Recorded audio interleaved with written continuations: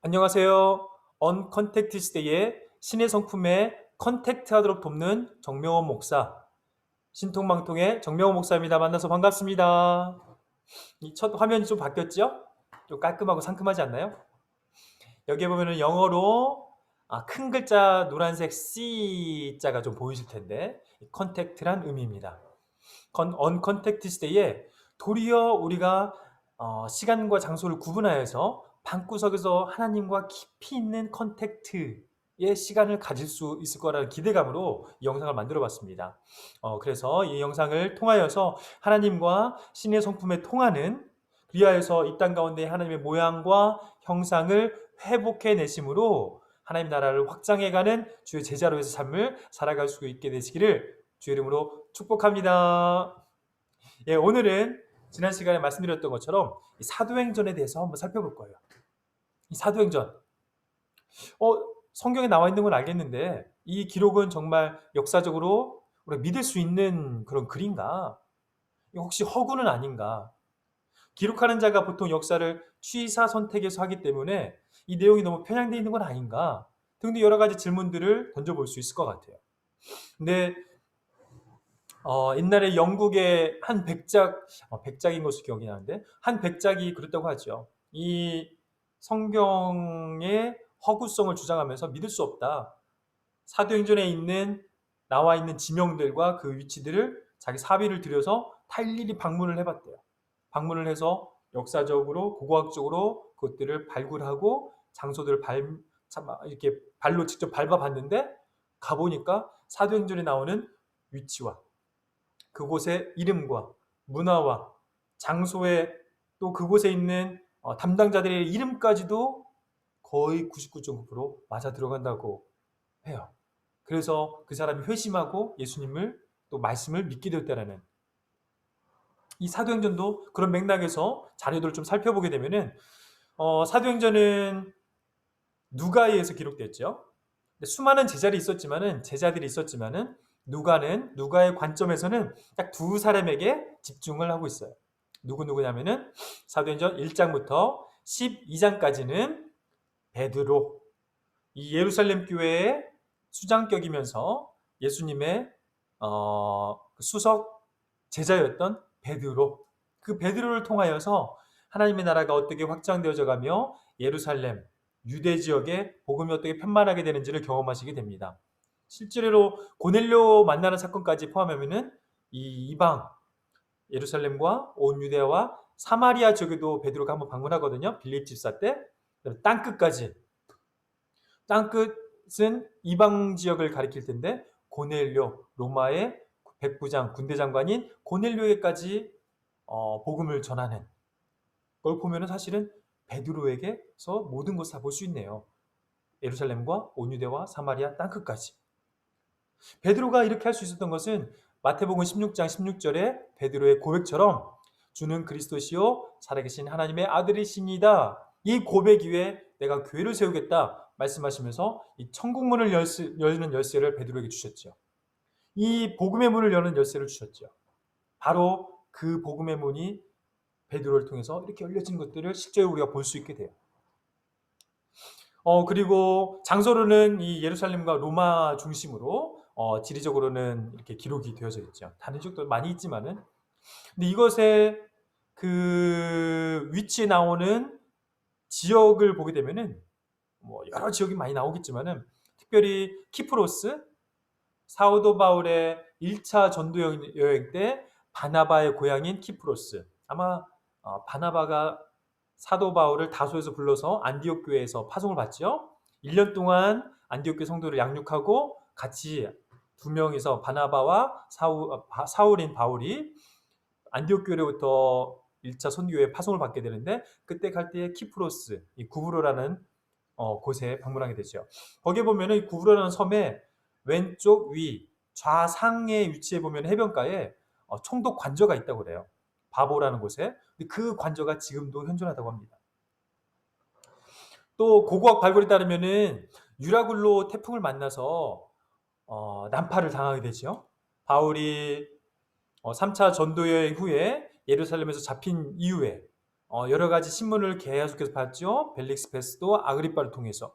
그러면서 나중에는 로마 시민으로서 로마 황제 앞에서 판결을 받기 위해서 배를 타고 가는데 유라굴로라는 태풍을 만나잖아요. 그때 어느 지역에 난파되어서 떨어지게 돼요? 멜리데라는 섬에 276명이 배만 파손되고 다 살아서 거기 들어오게 되죠. 근데 거기에서 가장 높은 사람이라는 보블리오를 만나죠. 근데 그 보블리오라는 사람을 수식할 때 앞에 직책이 있는데 가장 높은 사람, 제일 높은 사람 이런 직책이 있는데 실제 지금 그 지역에 가면은 제일 높은 사람이라는 직위가 지금도 남아있다고 그래요. 이런 거 볼 때에 사도행전의 말씀이 허구는 아니구나. 사도행전에 나오는 갈리오라는 인물이 사도행전 18장에 보면 나오게 되는데 이 갈리오는 그 유명한 세네카의 형제입니다. 또 뭐로 유명하냐면은 네로의 개인 교사로도 유명하죠. AD 51년부터 52년, 즉 51년 6월부터 52년 6월 사이 1년 동안 그리스 아가야 지역에 총독으로 재임했다라고 갈리오 비문이라는 게 있어요. 거기 보면 이렇게 기록이 되어져 있어요.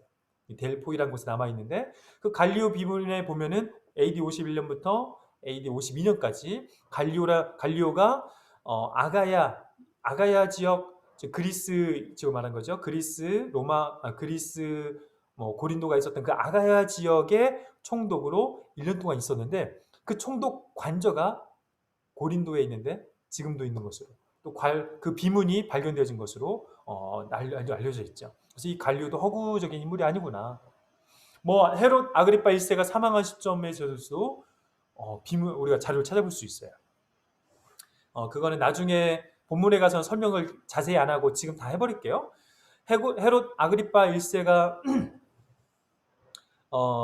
사도 바울 일행이 1차 선교 여행을 가기 전에 야고보를 죽이고 베드로도 죽이려고 했다가 베드로는 천사가 깨워서 감옥에서 나와 그 로데라는 여자아이를 만나는 장면, 또 베드로를 살려달라고 교회 성도들이 기도하고 있었던 그 공간으로 베드로가 나타나는 장면, 그 장면 다음에 이 헤롯 아그리빠에 대한 이야기가 나오는데 헤롯 아그리빠가 되게 교만하였어요. 그 당시에 두로와 시돈이란 지역은 무역을 성업으로 하는 지역이기 때문에 농사를 잘 짓지 않았어요. 그래서 곡물들을 항상 수입해서 먹어야 되는데 어디서 사냐면은 이 유대평야에서 그 쌀을 사다 먹었는데 헤롯 아그리빠와 어느 순간 관계가 좀 틀어졌나 봐요. 그런데 사도행전 12장 끝부분에 보게 되면은 헤롯 아그리빠가 연설을 하는 장면이 나와요. 그때 그 연설이 요세푸스의 기록에 보면은 글라우디오 황제의 생일 때에 연설한 것으로 나와요. 그때 연설을 하는데 두루와 시돈 사람들이 헤롯 아그리빠가 곡물을 팔지 않으니까 그들이 이 연설의 장소에 왔어요. 와가지고 헤롯 아그리빠가 연설을 하니까 와, 신의 소리와 같다, 너무 멋있다면서 아부를 떤 것이요. 그래서 그들에게 다시 곡물의 길이 열리고 무역이 다시금 회복된 그런 내용들이 나오거든요. 참 재밌죠. 역사적으로 이게 요세푸스에 나오는 내용이에요. 근데 신기하게도 헤롯 아그리빠가 글라우디오 황제의 어렸을 때 같이 자랐던 친구거든요. 로마에서 같이 교육을 받았어요. 그래서 헤롯 아그리빠가 이 유대 지역의 왕이 된 건데 그가 황제 축산 이후에 5일 이후에 죽었다라는 내용이 요세푸스의 기록에 나와 있어요. 그 시기가 AD 44년으로 표기가 되어져 있습니다. 근데 그게 성경에도 그대로 나와 있어요. 요세푸스 내용과 완전히 일치하죠. 이것으로 봐서 사도행전은 거짓이 아니구나. 글라우디오 황제의 치하에서 기근이 발생한 게 있었는데 요세푸스에 따르면 그게 AD 46년경으로 나와요. 근데 성경에도 보면은 사도행전 11장 28절에 글라우디오 통치 때에 기근이 발생한 내용이 나오죠. 이걸 봐서도 그래요. 또 베스도가 유대 총독으로 재임할 때 로마 화폐의 증거에 따르면 기원 후 59년이라고 나와요.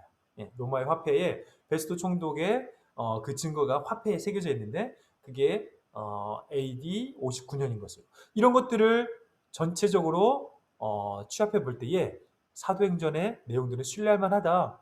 근데 그 가치가 얼마나 크냐면은 사복음서 같은 경우는 사복음서가 있음으로 말미암아 예수님의 사역에 대해서 또 예수님에 대해서 다각적인 모습으로 우리가 볼 수 있었죠.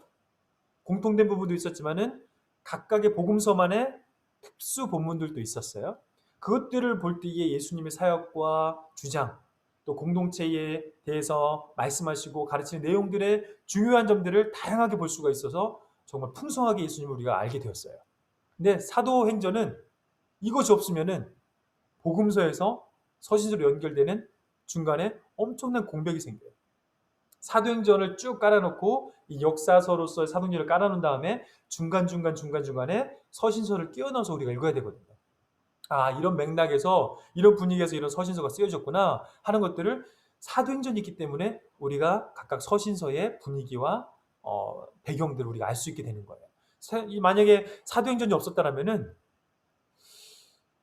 이 구약에 예언된 하나님의 인류 구원의 의지가 어떻게 역사적 예술을 통해서 우리 가운데 성취되어져 가는지를 우리가 잘 알지 못했을 거예요. 하나님 나라가 어떻게 편만하게 확장되어져 가고 하나님의 꿈이 어떻게 성취되어지는지를 우리가 잘 알지 못했을지 몰라요. 그런데 이 사도행전이 있기 때문에 우리가 그러한 풍성한 영적 유익을 누릴 수 있게 되었습니다. 그런 의미에서 사도행전을 기록해 주신 누가 선생님 너무 감사하죠? 누가 선생님에게 그런 의미에서 감사의 박수를 한번 치고 마치도록 하겠습니다. 예, 사도행전에 믿을만한가? 그것에 대해서 한번 살펴보았습니다. 네, 감사합니다.